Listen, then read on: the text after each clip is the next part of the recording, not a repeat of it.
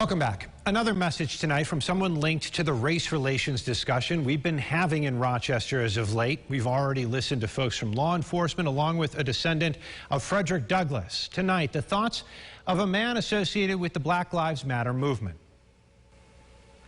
My name is Juma Sampson Sr. I'm a proud father, full-time employee, published author, entrepreneur, advocate for criminal justice reform, and a Rochester native. After being recently released from spending 19 years in federal prison, I am also a survivor of Project Exile.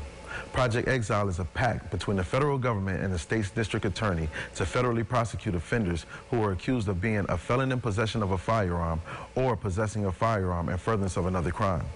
I stand against Project Exile because the mandatory minimum sentences that are handed down is extremely harsh. It tears families apart, and it disproportionately affects blacks. I was charged with the amount of drugs that weighed less than a half a bar of soap. I was arrested at a park, and a firearm was found in my spare bedroom at my home. Because of this, I was sentenced to 25 years. I often asked, why would the government rather spend nearly $700,000 of taxpayers' money on keeping me incarcerated as opposed to spending a tiny portion of that of educating me and giving me a fair opportunity to become a productive member of society? I still have not found the answer. I do not turn a blind eye to the violence in our inner city communities. I'm still an inner city resident. Change is needed, but positive change must come in the form of opportunity for the less fortunate. America has the highest incarceration rate in the world. That means either A, we are home to the worst people in the world, or B, our justice system is flawed. We all know it's not A. This tough on crime approach simply does not work. America has tried to lock away the problem, and there has been no success in that.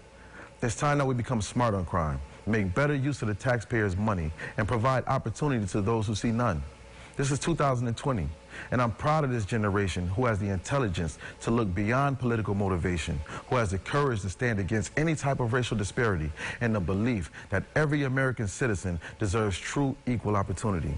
Together, we can create social and economic inclusion, which greatly reduces crime and violence, and end generations of mass incarceration.